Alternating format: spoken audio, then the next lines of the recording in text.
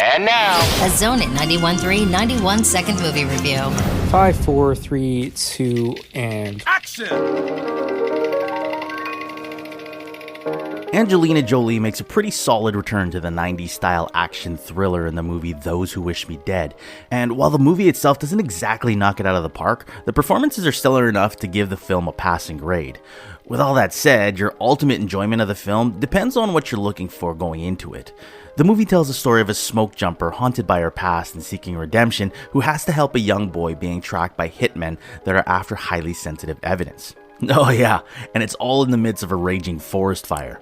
The film is rated R, and while there's not a lot of gratuitous gore, it definitely contains some pretty unrelenting violence. Jolie's performance is without a doubt a major highlight of the film. She's also supported by a pretty stellar cast, which includes Jon Bernthal, Aidan Gillen, Nicholas Hoult, Jake Weber, Medina Senghor, and 14-year-old Finn Little. If you seek a bit of an escape through action and adventure, this film has what you need, but try not to get too invested in these well-performed characters, as the general shallowness of the story will likely leave you somewhat disappointed.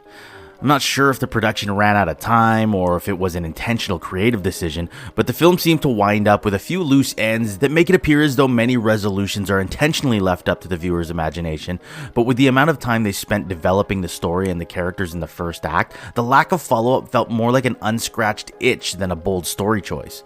Overall, the story manages to ignite and heat up enough to captivate viewers, but in the end, I question whether or not this flame was properly extinguished. Cut! That's a wrap!